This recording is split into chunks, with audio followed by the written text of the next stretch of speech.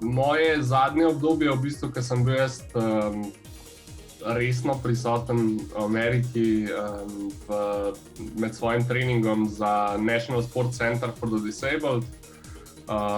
In bila je v bistvu leto 2012, če se jaz prav spomnim, kjer sem v bistvu dosegel najvišji svoj rezultat na tekmah severnoameriške turneje. Jaz mislim, da takrat največji motiv je bila ekipa, ki je bila okrog mene. Jaz sem imel to srečo, da sem treniral v enem takem večkulturnem okolju.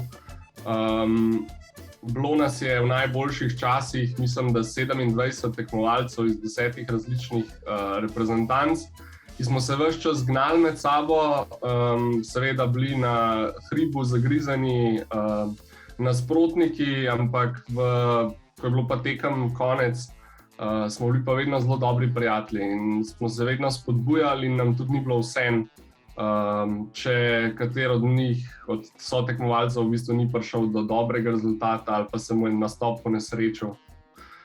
In se mi je vedno zdela to ena taka lepa, res tisti pristen šport v najboljši obliki, kot si ga lahko zamislimo.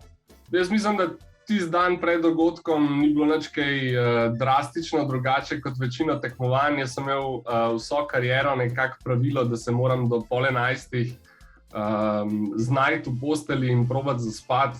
Nisem bil najboljši v spanju na dan pred tekmo, to nikoli, sploh zato, ker sem bolj nočni ptič, pa mi je poznejše uspavanje bolj blizu. Ampak ja, najbrž smo, kot se jaz spomnim, smo pač dan zaključili kot vedno z pregledom trening videoposnetka in pa pač razdelitvijo štartnih številk v pripravi na samo tekmo. To je bil Huntsman Cup, tekmovanje, ki ima v ZDA dolgo tradicijo, kar se tiče paraalpskega smučanja.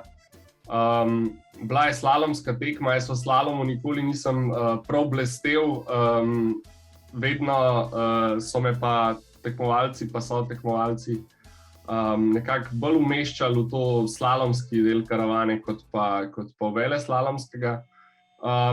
Jaz sem si želel na tisti tekmi res pokazati nekaj dobrih voženj. Zdelo se mi je, da imam možnost uvrstiti se, če se vse poklopi, tudi na stopničke. In po prvem teku se je sicer kazalo, da je eno tekmovalcev se precej odlepilo od nas.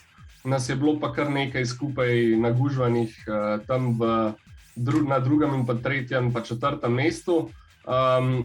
To so bili moji sotekmovalci iz ekipe, tako da je ta motivacija, da imamo res dobro dirko v drugem teku še zrasla.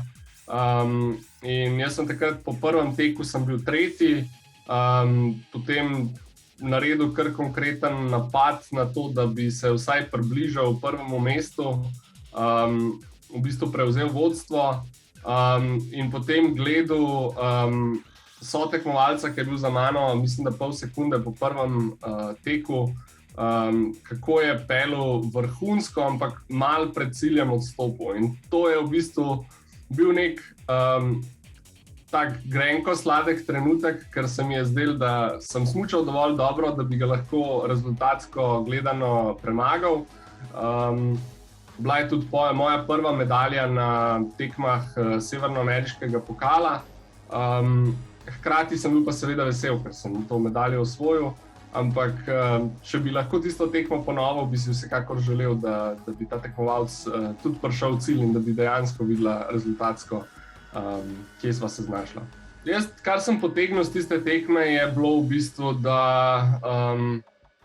so moje tekmovalne sposobnosti mogoče v nekem trenutku bile boljše, kot so kazali rezultati, in to mi je dalo v bistvu motivacijo za delo naprej. Pokazalo mi je, da pač včasih moraš zaupati sam vase, bolj kot rezultati kažejo ali pa kot drugi v tistem trenutku verjamejo vate.